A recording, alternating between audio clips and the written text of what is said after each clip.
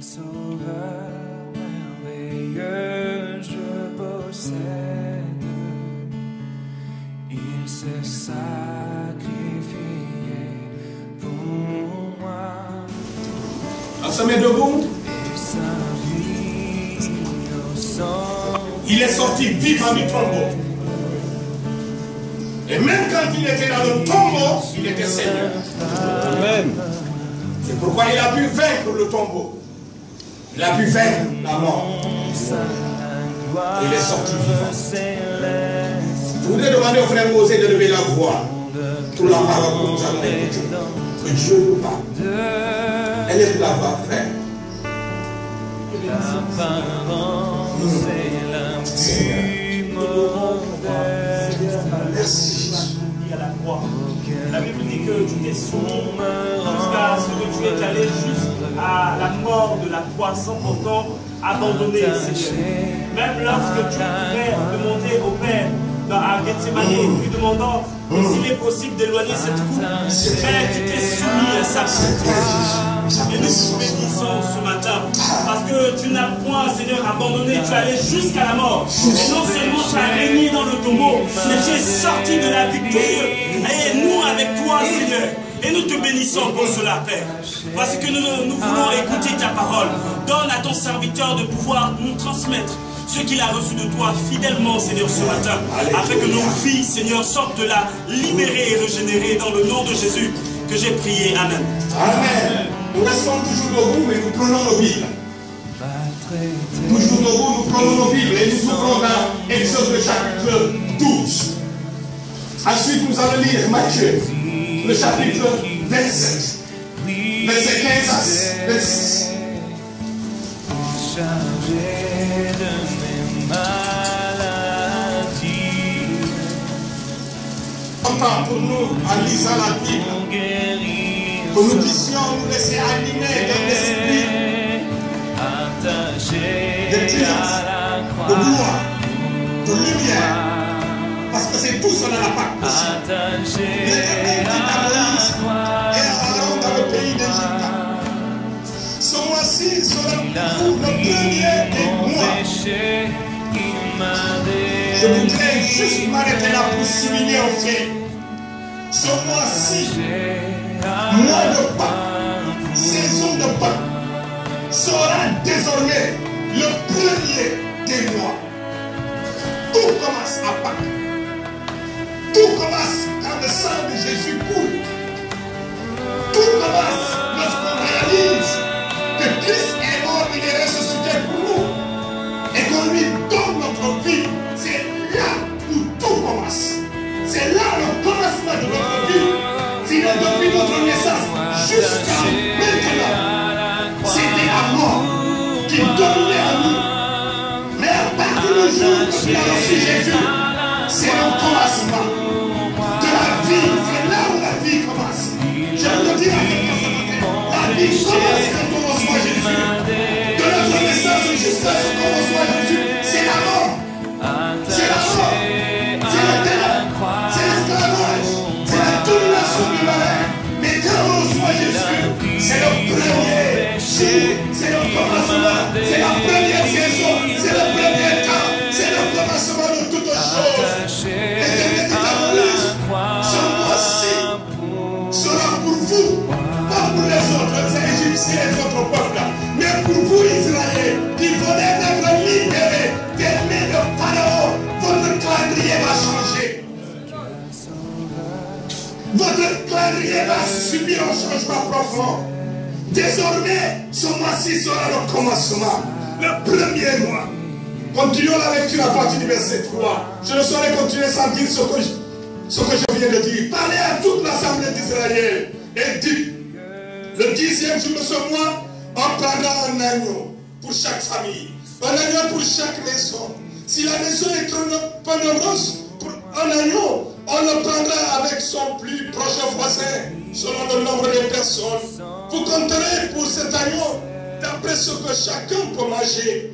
Ce sera un agneau sans défaut, mâle, âgé donnant. Vous pourrez prendre un agneau ou un chevreau. Vous le garderez jusqu'au 14e jour de ce mois. Et toute l'assemblée d'Israël moyen d'immolera entre les deux soirées. On prendra de son sang et on la mettra sur les deux poteaux et sur le linteau de la porte des maisons où l'on le mangera. Cette même nuit, on la mangera la chair rôtie au feu. On la mangera avec des pains sans levain et des arbres amers. Vous ne le mangerez point à demi-cuit ou bouilli dans l'eau, mais ça sera rôti au feu avec la tête, les jambes et l'intérieur. Vous n'en laisserez rien jusqu'au matin. S'il en reste quelque chose le matin, vous le brûlerez au feu. Verset 11. Quand vous le mangerez, vous aurez vos rancins, vos souliers aux pieds et votre bâton à la main. Et vous le mangerez à la hâte. C'est la Pâque de l'Éternel.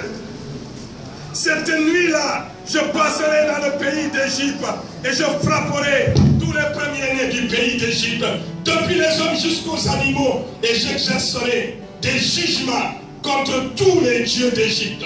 Je suis l'Éternel. Le sang vous servira de scie sur les maisons, et vous serez, je verrai le sang, et je passerai par-dessus vous, et il n'y aura point de plaie qui vous détruise quand je frapperai le pays d'Égypte. Vous conserverez le souvenir de ce jour, et vous le célébrerez par une fête à l'honneur de l'Éternel. Vous le célébrerez comme une loi perpétuelle pour vos descendances. Amen. Vous le célébrerez. Vous conserverez le souvenir. Nous sommes bien-aimés dans ce souvenir. Nos grands-parents l'ont conservé. L'Église l'a conservé. Et cela est arrivé jusqu'à nous. Et vous le célébrerez à l'honneur de l'Éternel. Ce que nous célébrons aujourd'hui, c'est une fête à l'honneur de l'Éternel. Vous le célébrerez comme une loi perpétuelle. Rien ne pourra changer cette loi. Une loi perpétuelle pour vos descendants.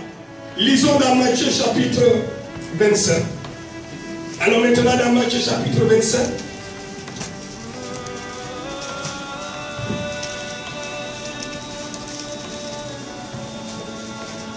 J'aime la fête de Pâques. Lisons à partir du verset 15. À chaque fête, le gouverneur avait coutume de relâcher un prisonnier, celui que demandait la foule. Ils avaient alors un prisonnier femme nommé Barnabas. Comme il était assemblé, Pilate leur dit: lequel voulez-vous que je relâche, Barabbas ou Jésus qu'on appelle Christ? Car il savait que c'était par envie qu'ils avaient livré Jésus. Verset 19. Pendant qu'il était assis sur le tribunal, sa femme lui fit dire qu'il n'y ait rien entre toi et ce juste. Car aujourd'hui, j'ai beaucoup souffert en change à cause de lui. Les principaux sacrificateurs et les anciens persuadèrent la foule de demander Barabbas et de faire périr Jésus. Le gouverneur prenant la parole leur dit: lequel des deux voulez-vous que je vous relâche? Ils répondirent: Barabbas. Pilate leur dit: que ferai-je donc de Jésus qu'on appelle Christ? Tous répondirent: qu'il soit crucifié. Merci la foule. Merci beaucoup pour ce que vous avez, pour votre choix. Le gouverneur dit: mais quel mal a-t-il fait? Et ils crièrent encore plus fort: qu'il soit crucifié. Pilate, voyant qu'il ne gagnait rien, mais que le tumulte augmentait, prit de l'eau, se lavant les mains, en présence de la foule, et dit: je suis innocent du sang de ce juste. Cela vous regarde. Et tout le peuple répondit: que son sang retombe sur nous et sur nos enfants. Alors Pilate le relâcha Barabbas, et après avoir fait battre de verge Jésus, le livra pour être crucifié. Les soldats du gouverneur conduisirent Jésus dans le prétoire, et ils s'assemblèrent autour de lui toute la corde, et ils lui ôtèrent ses vêtements et le couvrirent d'un manteau écarlate. Ils tressèrent une couronne d'épines qu'ils posèrent sur sa tête, et ils lui mirent un rosseau dans sa main droite. Puis, s'agenouillant devant lui, ils le raillaient en disant: salut, roi des Juifs. Et ils crachaient contre lui prenait le ressort et frappait sur sa tête. Après s'être ainsi moqué de lui, ils lui ôtèrent le manteau, lui remirent ses vêtements et l'amenèrent pour le crucifier. Chapitre 28, verset 1. Semaine, Marie de Magdala et l'autre Marie allaient voir le sépulcre. Et voici, il y eut un grand tremblement, car un ange du Seigneur descendu du ciel vint rouler la pierre et s'assit dessus. Son aspect était comme l'éclair et son vêtement blanc comme la neige. Les gardes tremblèrent de peur et devinrent comme morts. Mais l'ange prit la parole et dit aux femmes, pour vous, ne craignez pas, car je sais que vous cherchez Jésus qui a été crucifié. Il n'est point ici, il est ressuscité. Comme il l'avait dit, venez, voyez le lieu où il était couché. Et allez promptement dire à ses disciples qu'il est ressuscité des morts. Alléluia! Alléluia! Est-ce que nous pouvons acclamer celui qui est ressuscité? Est-ce que nous pouvons acclamer celui qui est ressuscité?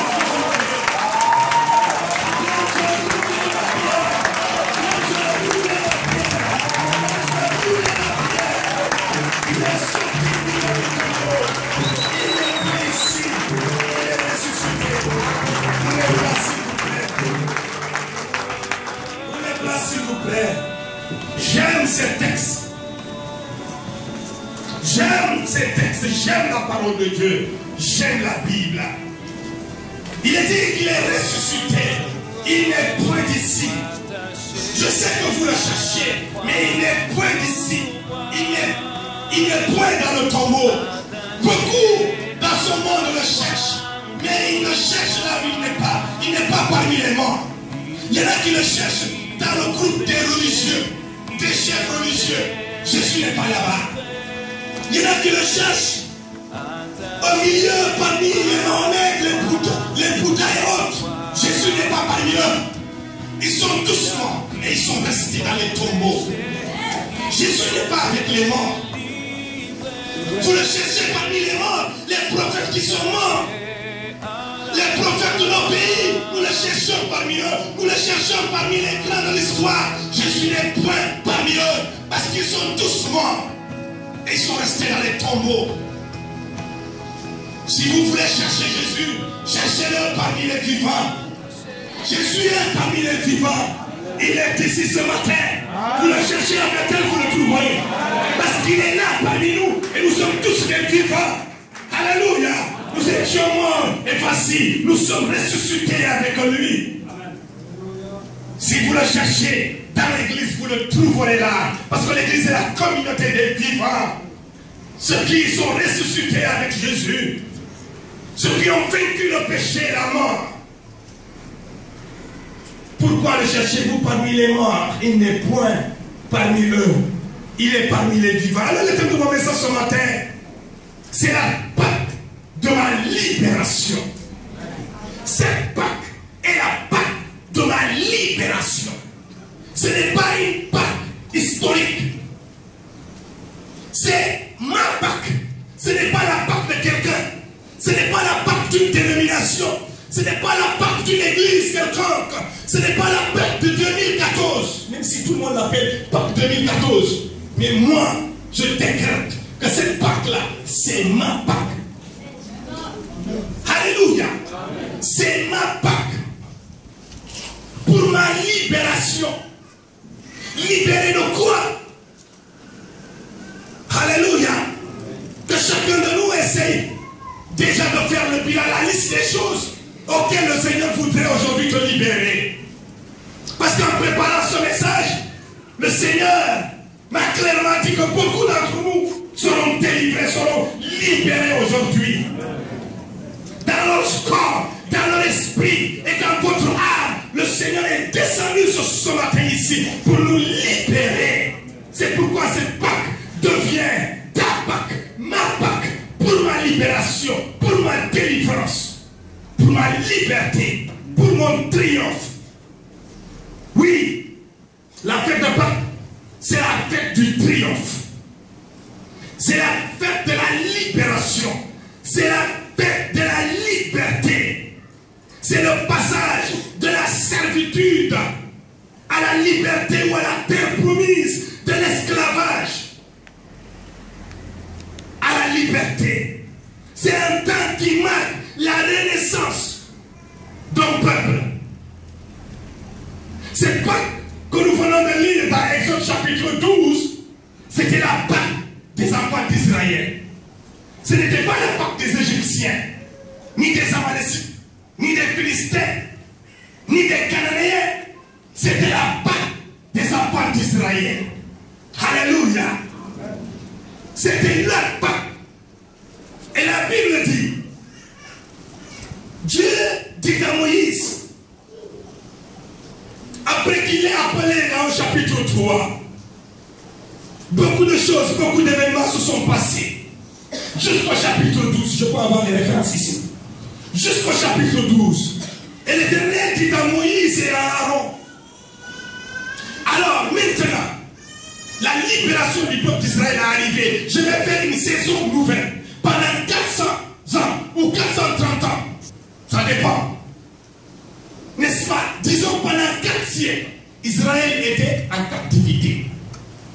Pendant 4 siècles, Israël était en Égypte. Israël travaillait pour Pharaon. Israël travaillait beaucoup, mais il ne gagnait rien. Israël n'avait pas d'identité.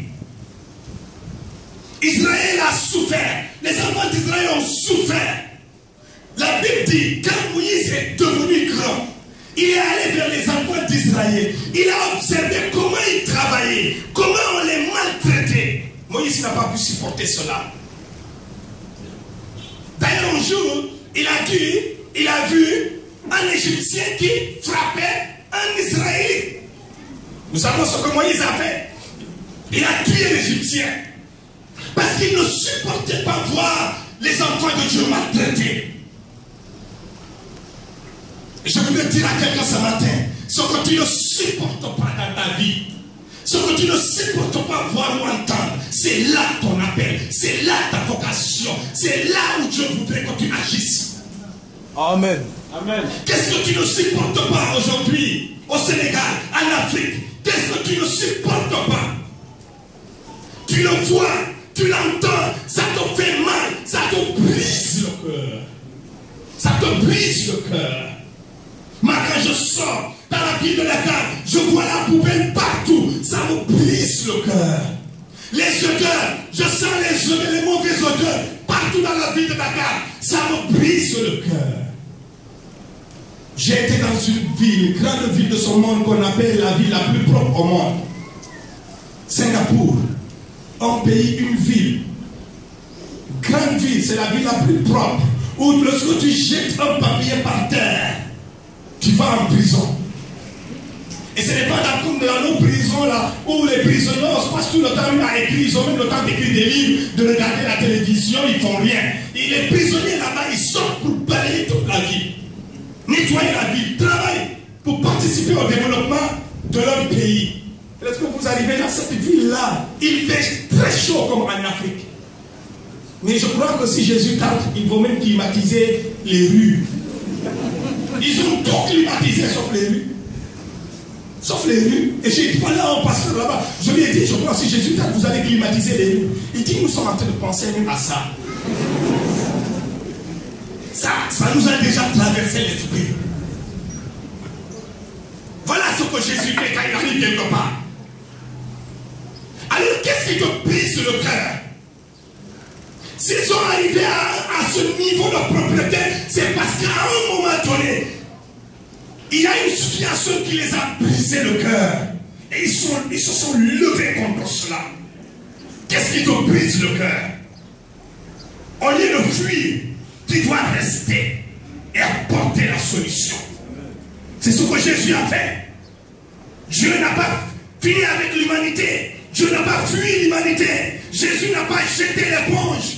Lorsqu'il marchait dans les rues de Jérusalem, de Bethphagée, de Béthanie, de la Galilée des gentils, de la Judée, de la Samarie, lorsqu'il a croisé cette femme samaritaine, Jésus ne l'a pas fui, disant que c'est une femme impure. Mais Jésus a commencé, il a entamé une conversation avec cette femme et il a fini par gagner cette femme, par la transformer la vie de cette femme. Et c'est là, elle a perdu, n'est-ce pas, une évangéliste, une des premières évangélistes femmes de l'histoire chrétienne. Elle est allée dans son village. Venez voir celui qui m'a dit toute ma vie. Alléluia. Amen. Qu'est-ce qui te brise le cœur? Qu'est-ce que tu ne supportes pas? Moïse va vers les enfants d'Israël. Il n'a pas grandi avec eux. Il a grandi dans la maison de Pharaon. Il était un prince d'Égypte. Il avait tout ce qu'il lui faisait, tout ce qu'il avait besoin de moi. Tout ce dont il avait besoin, il avait ça. Il était là le fils de la fille de Pharaon. Après Pharaon, Moïse pouvait être un Pharaon. Il avait l'opportunité de devenir un Pharaon un jour. Mais un jour, il quitte le palais de Pharaon. Il quitte la maison de Pharaon. Il quitte la table de Pharaon. Il quitte la chambre de Pharaon. Il quitte le lit de Pharaon. Quand vous parlez du lit de Pharaon, allez-y visiter le lit de Macky Sall. Vous comprendrez peut-être une seule petite partie. Ou le lit d'Ali Bongo, ou la maison d'Ali Bongo, ou de... je ne sais pas. Voilà, je ne vais pas. Vous comprenez, non? Mais Moïse va quitter tout ça. Et il va aller sur le champ, le terrain. C'est comme un champ de bataille. À la seule différence qu'il n'y avait pas de réplique. Israël qui recevait seul les coups et ne pouvait pas donner des coups. Et Moïse va là-bas. Et il voit comment on maltraite les enfants d'Israël. Comment on les fait souffrir, ces enfants d'Israël. Hey! Comment on les fait travailler dur, pas de repos, pas de récompense, pas de sabbat, rien du tout. Alors que quand Dieu a créé le monde, il a instauré le sabbat. Et le peuple de Dieu n'avait plus de sabbat, pas de repos, travailler dur, on les frappait. Le cœur de Moïse s'est brisé. Son cœur a commencé à saigner. Premièrement, il a agi comme un homme en frappant l'Égyptien jusqu'à le tuer. Deuxièmement, il visite un autre champ. Maintenant, les Égyptiens ne sont pas là. C'est entre les enfants d'Israël. Il a vu un Israélite qui a été de frapper, de maltraiter un autre Israélite. Hey, quand on voit dans ça dans l'église, c'est terrible, non? Quand tu vois un chrétien qui frappe un autre chrétien, un chrétien qui critique un autre chrétien, un chrétien qui maltraite un autre chrétien. Amen. Vous comprenez, non? Qui murmure contre un autre chrétien, qui poignarde un autre chrétien, qui parle mal de l'église de Jésus-Christ ou de notre chrétien, qui parle mal de lui. C'est ce que Moïse a vu. Ça l'a davantage brisé le cœur. Je pouvais comprendre un Égyptien qui maltraite un enfant d'Israël, mais un enfant d'Israël qui maltraite un autre enfant d'Israël, ça me brise davantage le cœur. Qu'est-ce qui brise ton cœur? As-tu une fois entendu un chrétien, n'est-ce pas, qui maltraite ou qui critique un autre chrétien? Si cela ne te brise pas le cœur, tu as un problème. Amen.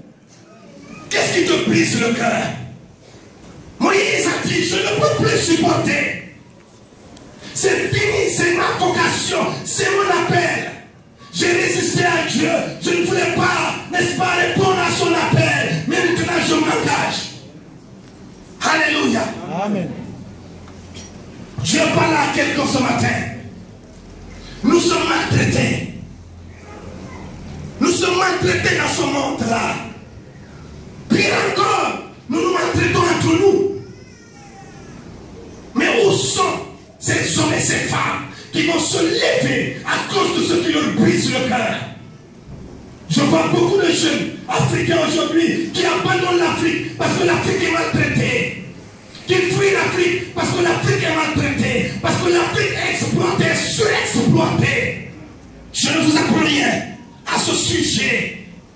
Nous avons fait des siècles et des siècles d'esclavage, des siècles et des siècles de domination, de colonisation, des siècles et des siècles de politique politicienne. Et Ça n'a pas encore arrêté. Et les jeunes Africains quittent l'Afrique, ils préfèrent quitter l'Afrique et aller s'installer ailleurs. Qu'est-ce qui te brise le cœur ce matin? Moi, ça me brise le cœur. Quand je vous vois quitter l'Afrique pour aller vous installer ailleurs. Parce que là-bas, il n'y a pas de souffrance. Il n'y a pas de pauvreté.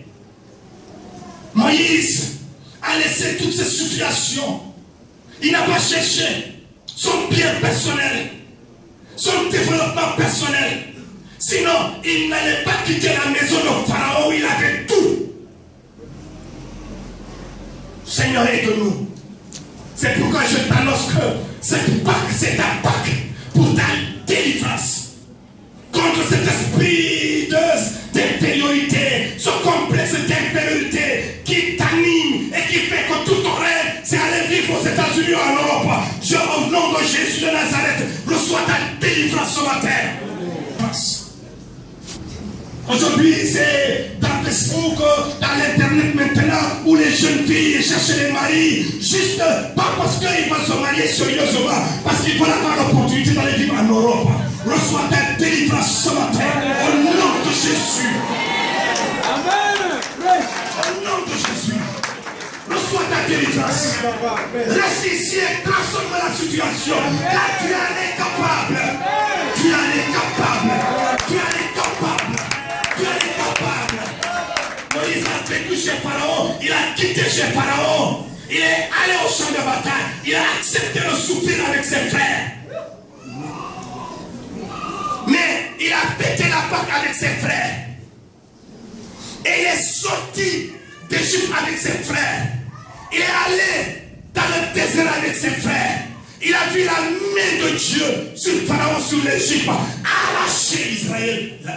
Car la Bible dit, c'est la main puissante de Dieu qui a arraché Israël d'Égypte. Alléluia. J'aime ça. Alléluia. Parce que cette main s'est tendue sur ma vie pour m'arracher. Je suis né dans l'islam, j'ai grandi dedans. Mais quand il a plu à celui qui est sorti du tombeau, il a tendu ma main. Il a tendu ma main. Il m'a pris et il m'a arraché. Il m'a arraché. Il m'a déraciné. Et il m'a planté dans sa maison. Il m'a dit, prêche l'évangile. Et cela me rappelle quand Paul et Barnabas étaient dans la prison et que la terre a tremblé et que les chaînes se sont brisées et une main puissante les a saisis, il les a sortis de la prison, il les a placés dans la ville, il les a dit prêchez l'évangile. Cela me rappelle aussi quand Philippe a fini de baptiser l'unique Éthiopien, Actes chapitre 8, la Bible nous dit, dès qu'ils sont sortis de l'eau, il a quitté le ciel, il est venu saisir Philippe comme ça, et il le transporta jusqu'au village d'Azot, et l'ange lui dit, prêche l'évangile. Ce que Dieu est capable de faire. Philippe a laissé derrière lui Jérusalem en réveil. Le réveil, il y avait le réveil à Jérusalem. Et tous les prédicateurs aiment prêcher dans les pays où il y a le réveil, dans les églises où il y a le réveil, où les gens crient Alléluia. Amen. Mais Philippe a laissé Jérusalem. Il est allé prêcher dans le désert, poursuivant une seule âme. Une seule âme dans le désert, dans la chaleur, la poussière. Philippe était dans le désert. Il n'a pas regardé Jérusalem derrière lui. Il a fait exactement comme Moïse a fait. Parce qu'il y a quelque chose qui lui brisait le cœur. Quand il pensait que les autres peuples avaient besoin d'entendre l'évangile, son cœur se brisait au-dedans de lui. Qu'est-ce qui te brise le cœur ce matin? Dans ta famille, dans ton travail là-bas, à l'école, ici à l'église. Qu'est-ce qui te brise le cœur? Qu'est-ce que tu ne supportes pas? Seigneur, aide-nous ce matin. Aide-nous ce matin, Jésus. Alors, c'est le triomphe. Cette Pâque, c'est ma Pâque. C'est pour ma délivrance. C'est pour ma liberté. C'est pour mon triomphe. Je dois triompher de tout ce qui triomphait de moi avant. Je dois me lever pour arracher mon peuple de la servitude, de l'esclavage. Alléluia. Amen. Alors, cette nuit-là, Dieu a dit, tu es des agneaux. Tu es des agneaux. Et l'agneau nous révèle le revêtement. L'agneau est prophétique. Il nous révèle le revêtement. Lorsque Adam et Ève ont péché dans le jardin d'Éden, Dieu a tué un animal et il a vêtu l'homme. L'agneau, c'est ton revêtement. C'est pourquoi dans la Bible dit, vous serez revêtus de la puissance d'en haut. C'est pourquoi quand Élia est allé vers Élisée, il a enlevé son manteau et il a jeté sur Élisée. Reçois le revêtement. C'est pourquoi, avant qu'Élie ne monte, il a encore laissé tomber son manteau qu'Élisée a ramassé pour retourner vers le Jourdain. Et il a invoqué le Dieu d'Élie en tenant le manteau d'Élie dans sa main. Et il a dit, où est le Dieu d'Élie? Où est le Dieu d'Élie? Qui peut faire ce qu'il a fait avec Moïse pour sortir d'Israël et le faire traverser la mer Rouge. Et la Bible dit, le Jourdain s'est séparé en deux. Le revêtement. Le revêtement. L'agneau est prophétique. Le revêtement. Le sang nous révèle le pardon. Le pardon. La réconciliation et la protection. La Bible dit, il y avait le sang sur les linteaux et sur les poteaux. Les poteaux, c'était des poteaux comme ça et le linteau était comme ça. Et c'était une préfiguration de la croix. Alléluia. Tous les enfants d'Israël qui se retrouvaient dans la maison où il y avait les linteaux et les poteaux tachés de sang, l'ange de la mort ne pouvait pas entrer dans cette maison-là. Mais si un enfant d'Israël sortait de la maison, il recevait les foudres de l'enfer. Il recevait les foudres de l'enfer. Le sang de Jésus nous garantit, sécurise notre vie. Aujourd'hui, le sang de Jésus n'est plus sur le poteau, sur les linteaux, mais le sang de Jésus est sur toi. Amen. Parce que tu deviens la nouvelle maison de Dieu. Le temple de l'Esprit Saint. Et sur nous, Dieu a peint le sang de Jésus. Alléluia. Car les démons, les sorciers, c'est pourquoi le chrétien ne doit pas avoir peur des démons, des sorciers et des esprits, même du diable, parce que tu portes la marque du sang de Jésus, la signature du ciel. Le sang de Jésus est sur ta vie, sur ta famille et sur tes études. Aucun démon n'ose te toucher. Moi, partout où je vais, je dors tranquillement. Je mange tout ce qu'on me donne. Parce que je crois à la présence du sang de Jésus sur ma vie. Et je dis aux gens, je refuse que quelqu'un mette la peur dans mon ventre. Je n'aurai peur de rien. Je ne crains rien. Parce que la Bible me dit, n'ayez pas peur de ce qui peut tuer le corps et qui ne peut rien contre votre âme. Hey, si quelque chose m'arrache la vie aujourd'hui, tant mieux. Il me rapproche de Jésus-Christ de Nazareth, où je vivrai l'éternité. Car si le diable savait qu'en poussant, qu'en excitant la foule pour qu'on le crucifie, c'est la libération de l'humanité qui était en train d'être signée, il n'allait pas le faire. N'ayez pas peur. Marchez la tête haute dans son monde. Le sang de Jésus est en sécurité. Tu n'as pas besoin de charlatan, tu n'as pas besoin de marabout, tu n'as pas besoin d'un ganga. Arrêtez, chrétiens. Arrêtez de fréquenter ces gens. Le sang de Jésus nous suffit. Tu n'as pas besoin de faire partie d'une loge maçonnique, de la Rose-Croix. Tu n'en as pas besoin de la science chrétienne. Toutes ces sectes qui vous promettent ciel et terre. Je dis c'est les terres, mais ils ne peuvent même pas vous donner le ciel. Même pas la terre. C'est des miettes qu'ils vous proposent. C'est vrai. Refusez ce qu'ils vous offrent. Le sang de Jésus vous suffit. Amen. Si le sang de l'agneau aspergé sur les linteaux et sur les poteaux a pu garantir la sécurité d'Israël, la vie des enfants d'Israël, oh combien plus forte raison le sang de Jésus a versé à Golgotha. Combien plus forte raison le sang, Pierre dit, le sang précieux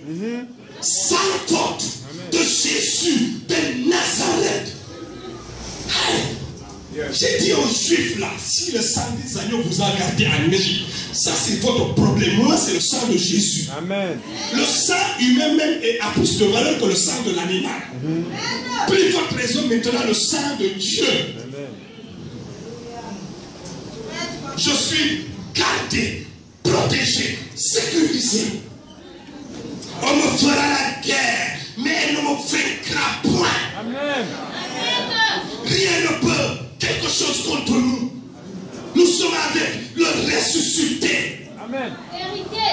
Alléluia. Amen. Combien de fois dans ce quartier les gens nous ont persécutés. Ils ont dit non, l'église va fermer. La dernière fois, quelqu'un m'a dit, écoute, pasteur, j'ai vu un homme qui était devant l'église et il était en train de faire des incantations. J'ai dit, oh, il faut le laisser. Combien de fois on a ramassé des mini-cuisses.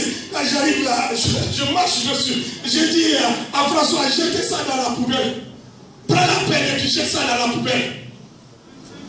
Alléluia. Amen. Et l'église ne fait que se développer, non? Amen. Est-ce qu'on diminue même, on ne fait que se multiplier davantage? Amen. Le nombre augmente, la beauté, la grandeur, en taille, en hauteur, en profondeur. Alléluia. Jésus de Nazareth. N'acceptez pas la peur dans vos cœurs. Refusez cela. Au nom de Jésus, le sang de Golgotha n'est pas un sang religieux, un sang historique, c'est ton sang. Et il n'est pas sur la croix à Golgotha, il est sur ta vie. Amen. Je t'annonce, je le décrète ce matin. Alléluia, sur ta vie. Toi qui ne crois pas, pour celui qui croit, il a déjà reçu. Et pour toi qui ne crois pas, je casse la barrière qui fait que tu ne crois pas. Amen. Au nom de Jésus, crois maintenant à la puissance du sang de Jésus, à la sécurité, à la protection que le sang de Jésus nous donne. Oh, mais la croix aussi, c'est son corps, sa chair qui fut touchée, brisée. Bien avant cela, Jésus va enseigner un jour et il dira, ma chair est une véritable nourriture. Et les gens ont bouché les oreilles, ils ont dit, ya, mon sorcier est là. Donc là, il était fils de Dieu, prophète, mais c'est un sorcier. Mon sang est un breuvage. Je dis, Astaghfirullah. Alhamdulillah. Ils ont fui. Mais ces disciples étaient là, car ils avaient l'esprit de Dieu pour comprendre les choses du Maître. Alors, plus tard, quand sur la croix, on mettait les clous, on brisait son corps avec les 40 coups moisons, avec le châtiment, quand Pilate a dit, allez, prenez, j'en ai lavé déjà mes mains, parce que sa femme a fait toute la nuit un cauchemar, elle ne pouvait pas dormir à cause de ce juste, mais la foule criait plus fort, qu'il soit crucifié, libéré Barabbas, crucifié cet homme. La femme de Pilate qui n'a pas dormi toute la nuit a dit à Pilate, mon mari, chérie, attention à cet homme, il est saint. Toute la nuit, je n'ai pas fermé l'œil. Alléluia. Amen. Mais Pilate va finir quand même par les livrer Jésus. Mais quand il les a livrés Jésus, on l'a frappé, on l'a cloué sur la croix. La Bible nous dit, c'était pour ta guérison. Amen. Par des montures, le prophète Ésaïe, au chapitre 53, avait dit déjà, des années avant, par des montures, nous avons été guéris. Alléluia. Amen. C'est pourquoi je crois à la guérison divine. Jésus est mort, son corps a été blessé pour qu'il n'y ait plus de blessures dans ma vie. Son cœur a été meurtri pour que toute maladie qui m'attaque croise le corps de Jésus brisé et soit neutralisé et que j'obtienne ma guérison miraculeusement. Par ces motrissures, nous avons été guéris. Le sang, la chair, c'est aussi la nourriture. Dieu dit aux enfants d'Israël, mangez bien cette nuit-là. Et mangez, pas n'importe quoi de la bouillie.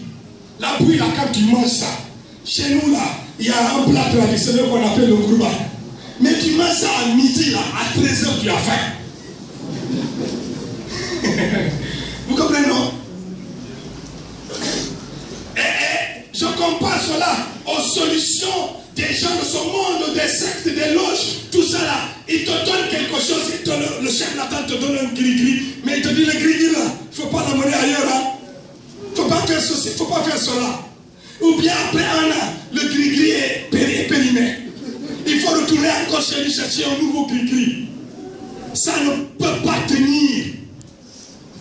Dieu dit aux enfants d'Israël, mangez la viande. Pas bouillie ou cuire à demi, mais rôti au feu. Viens crier du tipi. Il y en a certains qui rient parce qu'ils aiment le tipi. C'est ça que Dieu leur a donné comme nourriture. Mangez bien et vous aurez la force de marcher des distances sans savoir faire. Alléluia. Amen.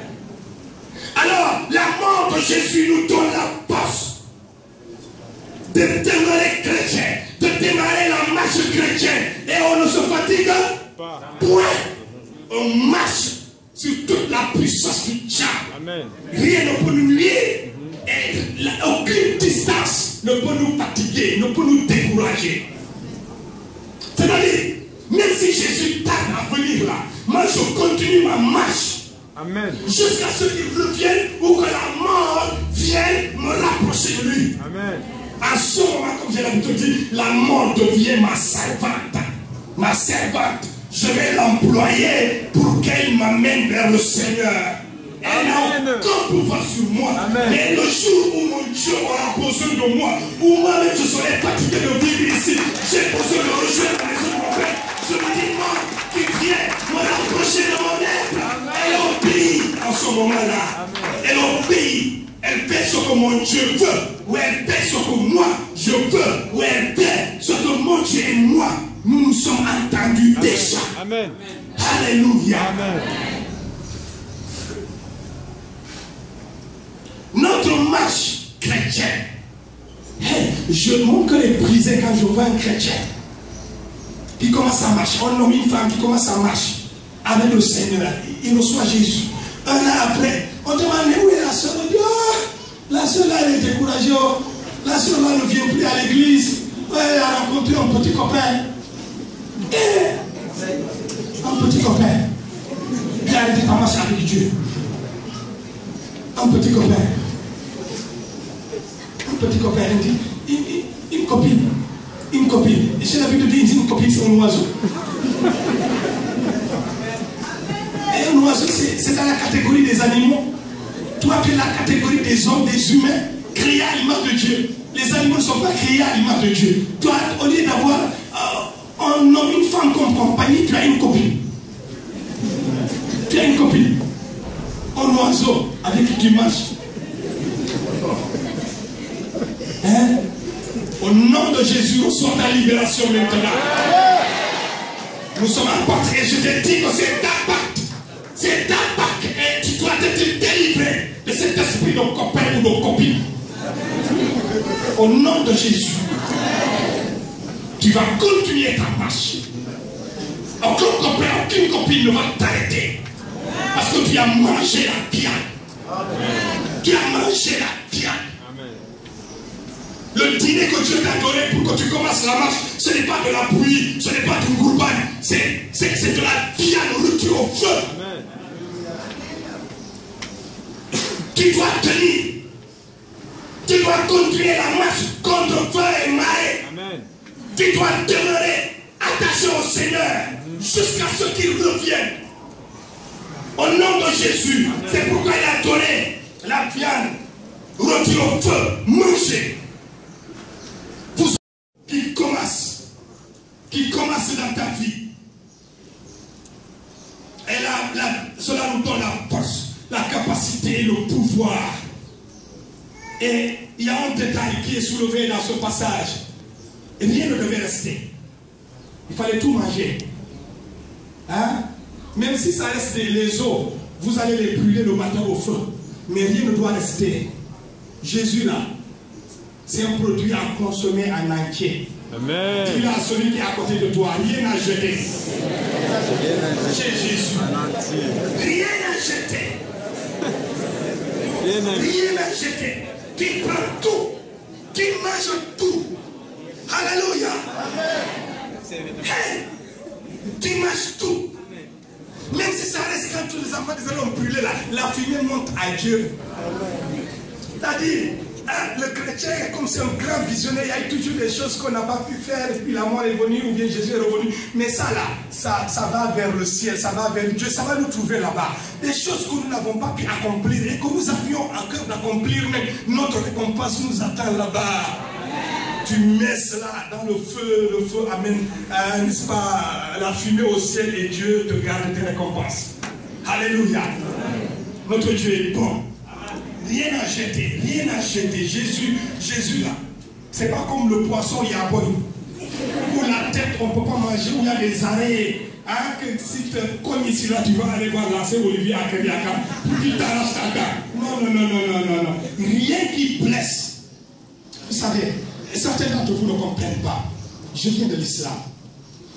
Et quand je lisais le Coran, on me disait que certains sourates, si tu les lis, tu vas devenir fou. Il y a quelques-uns d'entre vous qui sont sortis de ce milieu qui comprennent ce que je dis. D'autres ont la difficulté à comprendre. Si tu les lis, tu n'as pas le droit de les lire même à certaines heures de la journée ou à certaines heures de la nuit. Il y a des moments, si tu le fais, tu deviens fou. La plupart des fous que vous voyez dans les rues de Dakar, ils ne sont pas fous parce que, je ne sais pas quoi, mais ils sont fous parce qu'ils ont lu ces passages-là. Vous comprenez ce que je dis? Mais la Bible, je l'ai jusqu'à l'Apocalypse. Du premier chapitre au dernier chapitre. Du premier verset.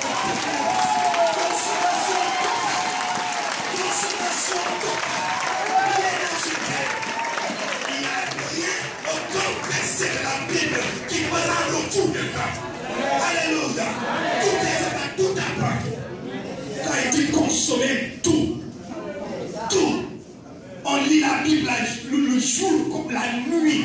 On ne devient pas fou. À 1h du matin, je me lève, je dévore la parole de Dieu. J'ai des forces le matin à 6h du matin. Quand j'arrive à l'école devant le professeur, je suis en forme.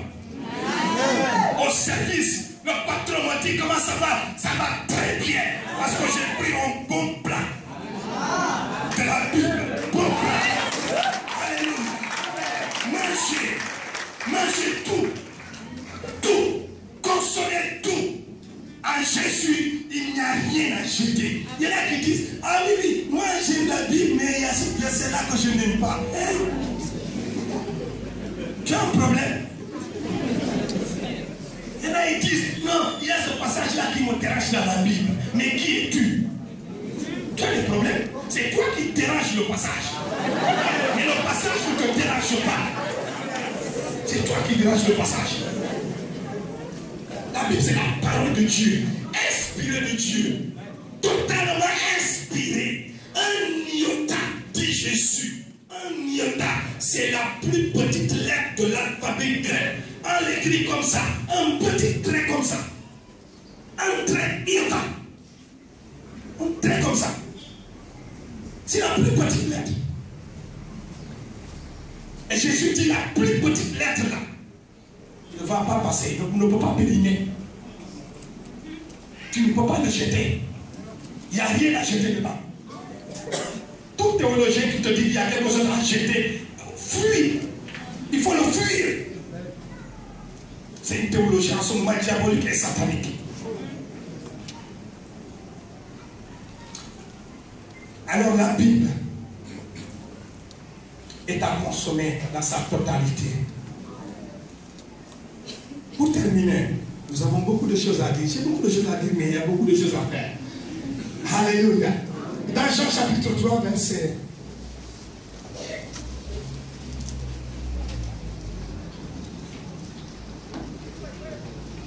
Jean chapitre 11, le verset 25.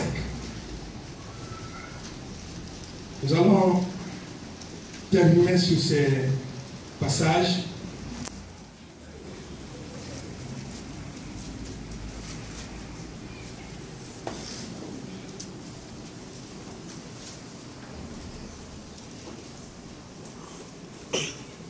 Jean chapitre 11, verset 25. Quelqu'un peut faire la lecture? Jean 11, 25. Jésus leur dit, je suis la résurrection et la vie. Celui qui croit en moi vivra, quand même il sera mort. Alléluia. Jésus dit quoi? Comment les textes de base? Jésus dit quoi? Je suis la résurrection et la vie. Et il ajoute quoi? Quiconque croit en moi vivra. Quand même il serait mort. Alléluia. Nous allons ajouter à ce passage Jean 3, 14. J'aime quand Jésus parle. Il est dit que Moïse éleva le serpent d'airain dans le désert. Il faut de même que le Fils de l'homme soit élevé. Alléluia.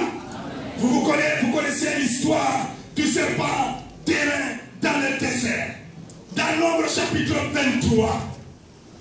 Alors, dans Nombre chapitre 21, le verset 4 au verset 9, il nous a parlé du serpent d'airain. Il y a eu des serpents quand Israël était dans le désert qui ont mordu les enfants d'Israël. Et la mort était dans le camp des enfants d'Israël. Et Dieu dit à Moïse, fabrique un serpent d'airain, une perche sur laquelle tu mettras un serpent d'airain. Vous comprenez? Et tout homme ou toute femme qui était mordu par le serpent brûlant, qui regardait sur le serpent d'airain que Moïse avait accroché sur un bois, était guéri, libéré, délivré de la mort. Oh, j'aime. Et Jésus, il dit, de la même manière que Moïse fit un serpent d'airain, que le Fils de l'homme va être élevé sur le bois. La mort de Jésus-Christ sur la croix était prophétique. Et quiconque est mordu par les serpents brûlants, depuis la jeunesse, la Bible nous parle de ce serpent dangereux. Le serpent a mordu Ève d'abord. Ensuite, il a mordu Adam. Et toute la race humaine est mordue par ce serpent brûlant. Et je parle à quelqu'un ce matin. Nous avons tous été mordus par le serpent. Et la mort avait un pouvoir sur nous.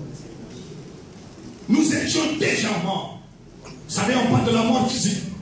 Peut-être que nous n'étions pas encore morts physiquement, mais nous étions morts spirituellement. Il y en a qui sont morts moralement. Il y en a même dans leur conscience là, elle est morte. C'est-à-dire elles font même des péchés. Il y a des personnes qui font des péchés et qui ne s'en rendent plus parce que leur conscience est morte. Mais je t'annonce une bonne nouvelle ce matin. Quelqu'un a été accroché sur le bois. Jésus a été élevé sur le bois. Et si tu regardes à la croix ce matin, si tu regardes vers Golgotha ce matin, et tu verras un homme entre le ciel et la terre, crucifié sur le bois, crucifié sur la croix, dont son sang coule, son corps est déchiré. Tu regardes à lui ce matin, tu reçois ta guérison. Amen. Je voudrais parler maintenant à quelqu'un qui est là et il ne connaît pas encore Jésus. Il ne l'a jamais accepté comme Seigneur et Sauveur personnel. Tu es mordu par ce serpent. La mort plane sur ta tête. Non seulement spirituellement tu es séparé de Dieu, mais physiquement tu sens que ton corps est en train de subir la dégradation. Ton corps, ta santé est en train de se dégrader. Ta moralité est en train de se dégrader. Même quand tu dis, je vais arrêter le péché, mais c'est en ce moment que tu vas pécher davantage. Ça, c'est ton problème. Ce matin, je t'annonce une bonne nouvelle. Je ne saurais terminer sans te donner l'occasion, l'opportunité de saisir cette occasion et de dire, Seigneur, je regarde à toi ce matin. Amen. Je reconnais que je suis véritablement mordu par le péché. Je fais tout, mais je n'arrive pas. En fait, ce n'est pas la force humaine. Ce n'est pas la capacité humaine. Amen. C'est de regarder sur le bois, sur la croix. Quiconque fut mordu par le serpent brûlant et qui regardait sur le serpent d'airain que Moïse avait placé sur le bois, il était guéri, il était libéré. Cette Pâque, c'est ta Pâque pour ta libération. Pour ta libération. Par rapport à tout ce qui te dominait. Si c'est le péché, c'est ta libération. Si c'est le sorcier, c'est ta libération. Si c'est la malédiction dans ta famille, tu es né dans une famille, on dit, il y a une malédiction sur la famille. Je t'annonce une bonne nouvelle. Regarde sur la croix. Quelqu'un a donné sa vie là-bas. Quelqu'un est sur la croix. Sur le bois, son sang est en train de couler. Va au-dessus du bois. Le sang qui coule va couler sur toi. Et je t'annonce ce matin que tu recevras le revêtement de son manteau blindé que le ciel va t'offrir. Son manteau blindé qui résiste aux flèches du diable, à toute attaque de l'ennemi, qui résiste au péché, qui repousse le péché. Tu reçois ce matin son manteau qui vient de Dieu. Parce que mon animal a été tué, mais aussi parce que le Fils de Dieu s'est donné à la croix. Ce n'est pas pour rien. Quand il a donné sa vie à la croix, les soldats s'arrachaient comme ça à son vêtement. Parce que sur ce vêtement-là, il y avait une puissance pour ton revêtement. Jésus a été dépouillé pour que toi, tu sois vêtu. Dis Amen avec moi. Il a été dépouillé pour que tu sois vêtu. Il a été blessé pour que tu sois guéri. Il a donné sa vie pour que tu aies la vie en abondance. Ce sont des échanges qu'il a fait à la croix. Tu es mordu ce matin. Alors lève-toi. Je ne voudrais pas demander je vais demander à tout le monde de se mettre debout. Mais je vais demander particulièrement à quiconque réalise ce matin qu'il a besoin de son manteau de Dieu. Qui réalise qu'il a besoin du sang de l'agneau, de regarder à Jésus afin de recevoir la délivrance face au péché qui te gagnerait. Cette Pâque, c'est ta Pâque, c'est ma Pâque. Tu es là ce matin, tu n'as jamais accepté Jésus. Tu ne l'as jamais reçu réellement. Il n'est pas le maître absolu. Alors, lève ta main simplement. Pendant que nous fermons les yeux et que nous commençons à regarder sur le serpent d'airain. Oh, je voudrais dire sur Jésus-Christ de Nazareth, le Fils de Dieu. Tu es là ce matin, tu n'as jamais fait cette rencontre personnelle avec lui.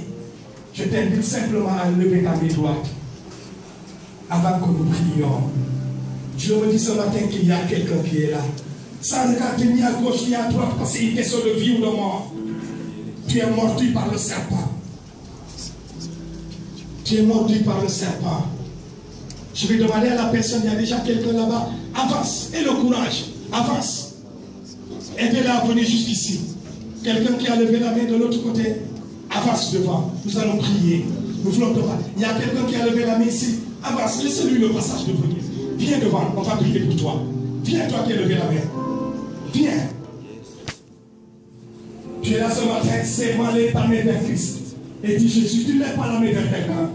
S'il vous plaît, pendant ce temps que nous prions, nous fermons les yeux et que nous prions. Restons dans la prière. Alléluia. Vous êtes en train de faire le meilleur des choix. Ne résiste pas. Quand tu entends la voix de Dieu, la parole de Dieu, ne résiste pas. Je t'assure que le serpent t'a mordu. Le serpent, et si tu ne regardes pas, à Golgotha, tu vas mourir. Le serpent t'a mordu. Alors viens devant. Viens devant. Gloire à Jésus. Merci de regarder à Golgotha maintenant. Comme tu es à venir, qui que tu sois, si tu n'as pas cette conviction, cette Pâque, c'est un Pâque. Cette Pâque est plus qu'une fête. C'est un jour de salut. C'est un jour de délivrance, de libération. Les enfants d'Israël étaient sauvés. Ils sont sortis d'Égypte. Sors de l'Égypte.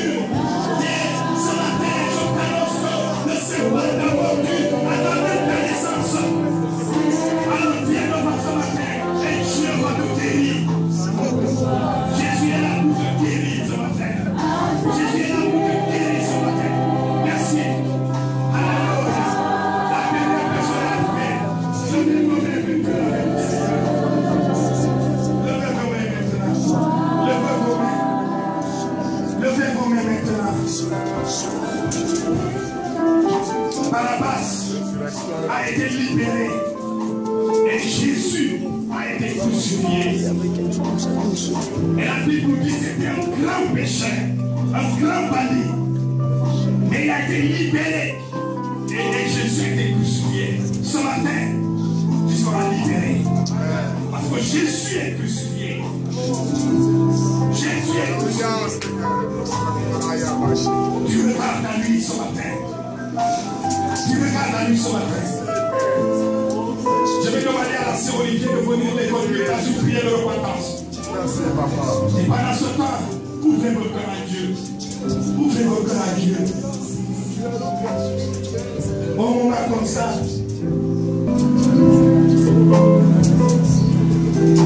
alors qui va les conduire dans une prière de repentance? Nous allons demander pardon à Dieu. Et après nous allons prier pour que leur nom et surtout que leur guérison touche toute leur vie, leur corps, l'esprit et l'âme seraient guéris. Nous allons prier ensemble. de libérer, Seigneur. Je prie et tout ce que je dis, vous répétez au fur et à mesure. Seigneur Jésus-Christ, je reconnais que je suis pécheur. Je reconnais que j'étais loin de ta face. Aujourd'hui est un nouveau jour. Un autre jour qui s'ouvre pour moi. Parce que tu m'as vu. Tu m'as vu loin de toi. Et tu as eu pitié de moi. Aujourd'hui, au jour de la Pâque, où tu as laissé la mort dans le tombeau, ce matin, je viens à toi. Et que tout ce qui est mort dans ma vie soit laissé derrière moi. Que je découvre la vie ce matin. Que je découvre la vie ce matin. Que ton sang qui a coulé me couvre ce matin. Alléluia. Nous allons, chacun va regarder dans sa vie intérieure et prier pour demander pardon à Dieu pour qu'il soit totalement libéré. Car Jésus a les mains ouvertes, les bras ouverts pour l'accepter ce matin. Chacun peut prier. Nous allons tous élever la voix et prions pour nos bien-aimés qui sont devant. Tout ce que le Seigneur dépose sur votre cœur. De demander à Dieu pour ces bien-aimés qui ont décidé à ce jour de Pâques de commencer une nouvelle vie avec Jésus. Élevez la voix et demandez cela à Dieu. Alléluia. Afin que quelle que soit la durée de la marche sur la terre, qu'il tienne bon. Alléluia. Qu'il reste debout. Qu'il reste debout. Il va garder une marche avec Dieu. Nous les apportons à toi sur la terre, Seigneur. Nous les apportons à toi sur la terre.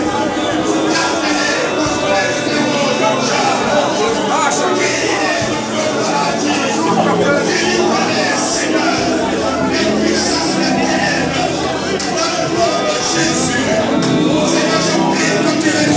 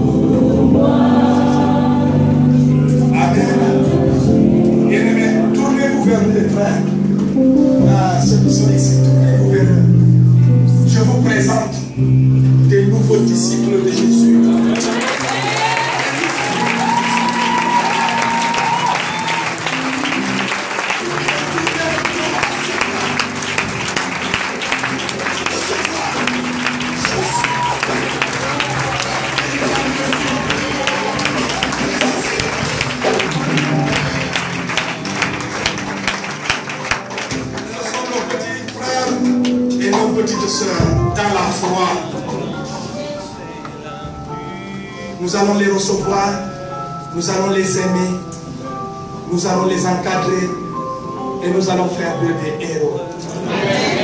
À la gloire du ressuscité, regagnez vos places s'il vous plaît.